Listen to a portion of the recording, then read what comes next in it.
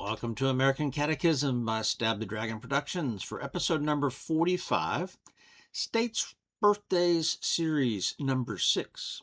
Today is Thursday, January 1st, 2026, and I am coming to you from Fort Worth, Texas, where it is currently 69 degrees. We're here to celebrate the anniversary of Georgia becoming a state, Statehood Day, which is tomorrow, January 2nd. I'll celebrate by discussing Georgia history some and geography just a bit, but then we'll study a whiskey that comes out of Georgia.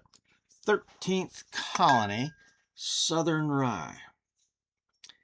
Now I celebrate the birthdays of all the states where I or a member of my family has lived. So far, I've covered Colorado, Washington, North Carolina, Oklahoma, Texas, and now Georgia. So let's look at the state of Georgia. Founded by England in 1732 as the province of Georgia, but became a royal colony in 1752, making it the 13th colony, named in honor of King George II. Savannah was the first English settlement, founded in 1733 by British General James Oglethorpe, who had a plan for the colony based on yeoman farmers prohibiting slavery and incorporating a square grid system throughout the cities. This plan was based on scientific tenets and secular humanism of the Enlightenment and included all this detailed city planning and well laid out streets with parks and certain land allotments and space limits on growth. And it was just a masterful city planning for that day and time. The royal plan for Georgia was to make it a buffer state between the Carolina colonies and the Spanish Florida. Now, of course, the prehistory of Georgia goes back for thousands of years with the Native Americans, but also in the 1500s, you've got the Spanish explorers De Soto traveled through southern, southwestern Georgia and encountered some of the Indians there. So, the Spanish had been there, but it was the English who got the original colony established. So on January 2nd of 1788, Georgia became the fourth state to ratify the U.S. Constitution. Now, there were a few small battles in Georgia during the Revolution, including the Battle of Kettle Creek, February 14th of 1779. Now, this battle was actually fought between Americans. One side were the Loyalists to the Crown, the Tories. The other side was the Patriots, who wanted independence. And it was a decisive win for the Patriots and led to the British abandoning Augusta, Georgia.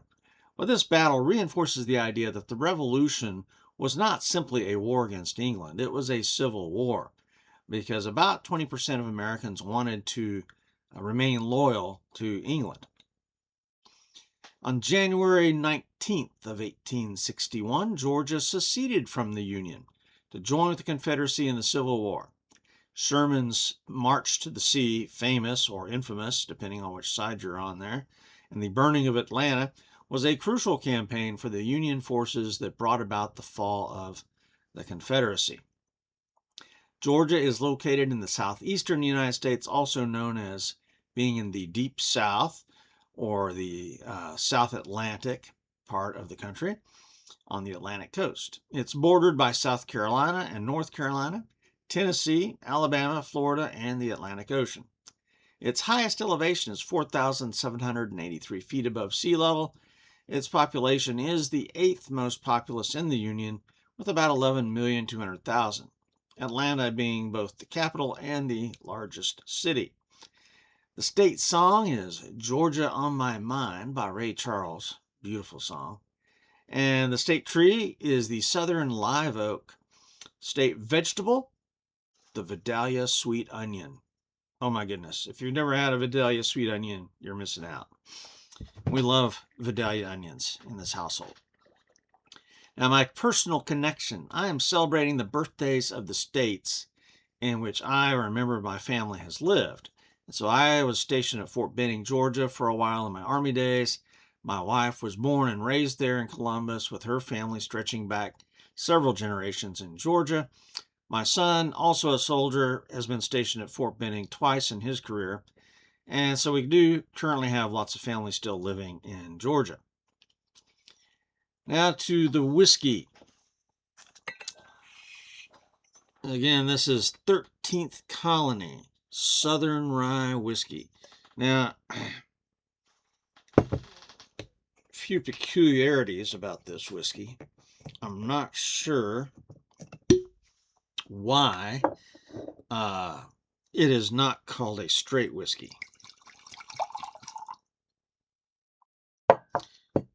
To me, it seems to meet all the hallmarks of being a straight whiskey, but sometimes a few technical details elude me.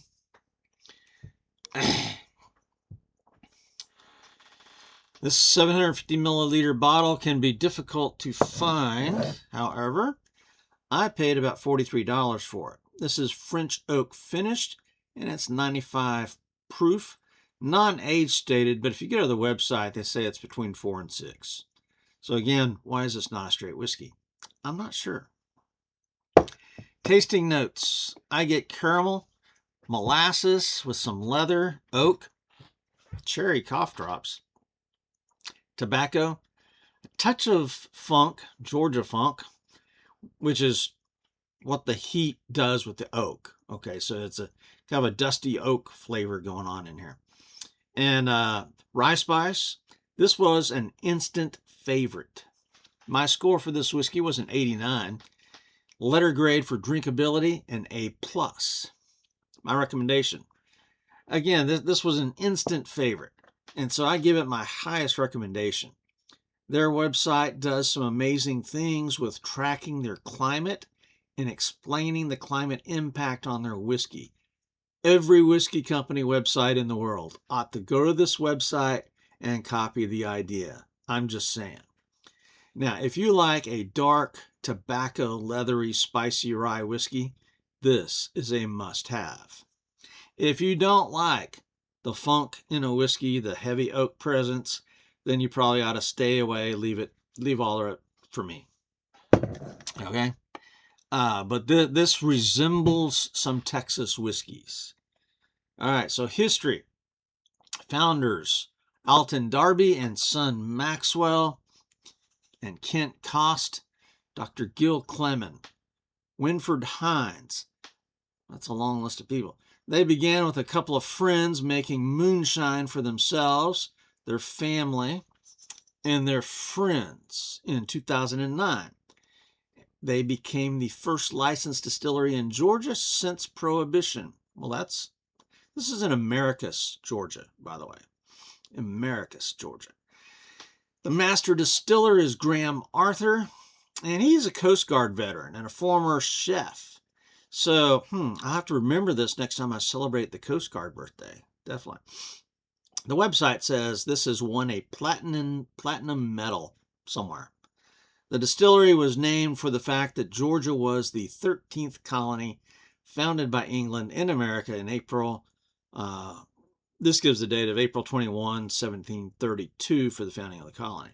So I gave this a 5 out of 5 for history.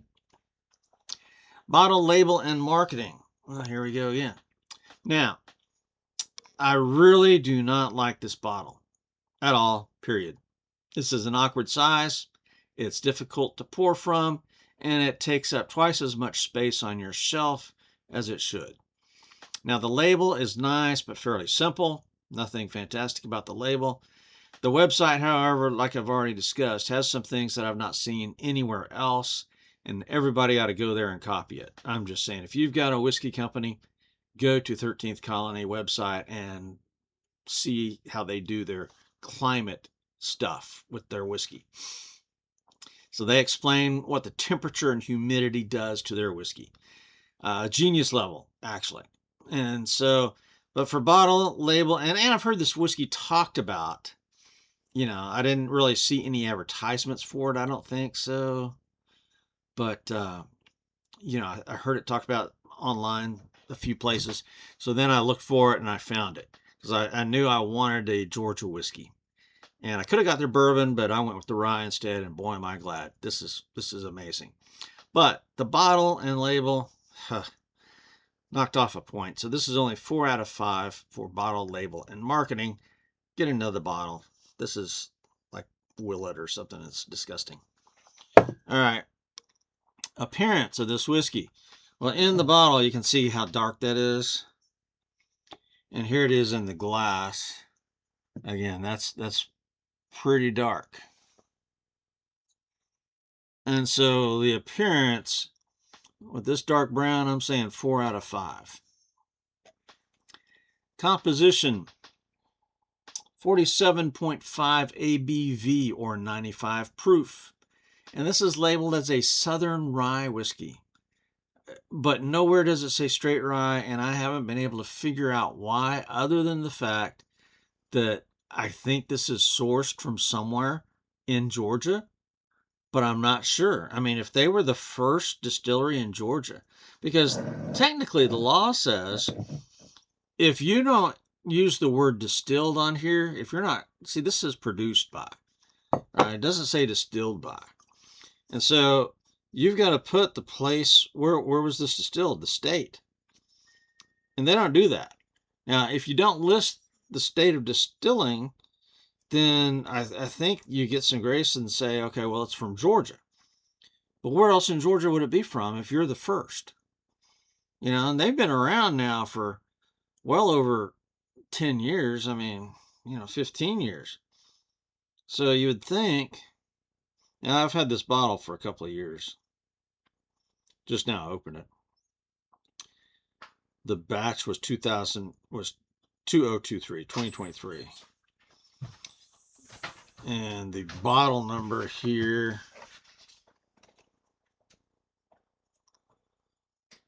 I can't read the handwriting. It looks like 406 maybe. So it says produced and bottled by 13th Colony, Americus, Georgia. So I don't know who distilled this. And I don't understand if you've been in business for 15 years why you're not distilling your own stuff. I don't know. So a little bit of a mystery there. This is French oak finished, right?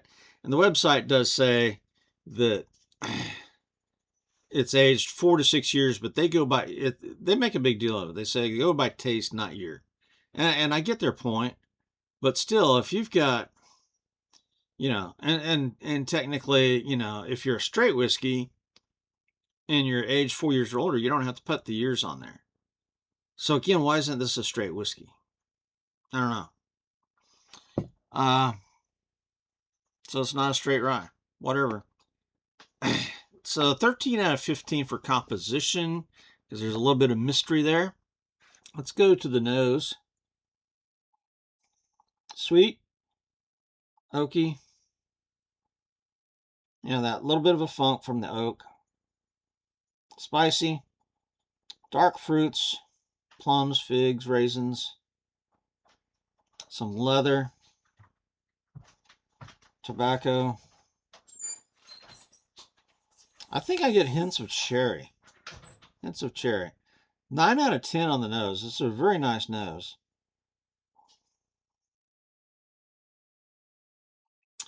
Taste.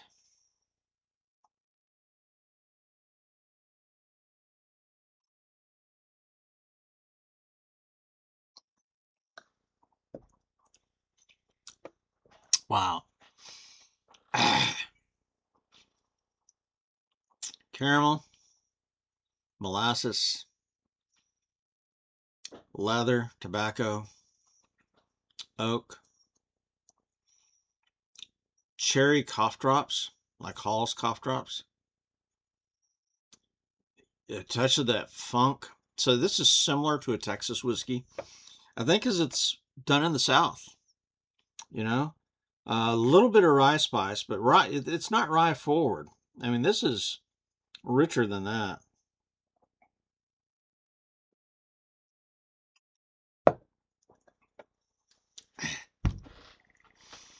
Yeah, I mean, this is amazing. This hits my profile just dead center, right?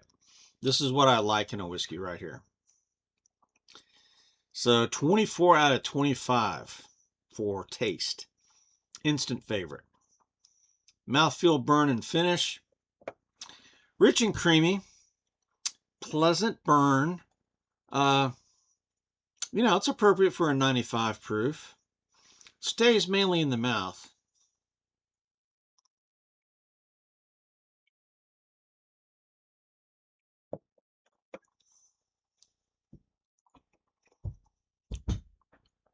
Kind of starts to go up into the back, but stops short. Nothing down the chest. Finish could be longer. So it's about a medium finish. Some of the tingles linger. So for mouthfeel, burn, and finish, 13 out of 15. Again, this is just very, very nice. Neat or mixer? I definitely love it neat. The flavors and the proof are strong enough, I think, to survive under ice, should you choose to pollute your whiskey with that. Would it work in a cocktail? This is such a beautiful rye. I don't know that I could force myself to make a cocktail with it, but maybe I'll try. It's a warm day here. It's now 70 degrees. So that's about my threshold for doing a cocktail. Stand by. I think I'm going to try an old-fashioned. And I'm back. I made an old-fashioned here. However, I was short of oranges. I realized I had no oranges. So there's no orange peel, so I doubled up on my orange bitters. Maybe that'll work, maybe not. So I use Angostura bitters, some orange bitters, maple syrup, which is my sweetener of choice, and then 1 Luxardo cherry and some ice.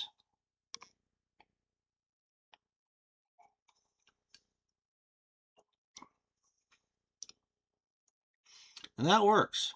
Now, it does, I really like this whiskey's flavor. Neat. And as soon as you start mixing stuff, it becomes something else, which I guess is maybe the point. I don't know. So this is a little bit sweeter.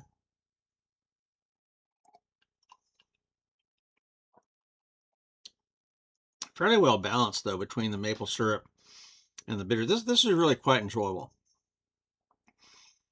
This is definitely good in an old-fashioned. And that proof really helps it. So, yeah, I can recommend the old-fashioned. So 5 out of 5 for neat or mixer. Price, value, and availability. Total Wine is the only place that had this in Fort Worth for me, west side of Fort Worth. Total Wine had it for $42.99, which I think is a great price.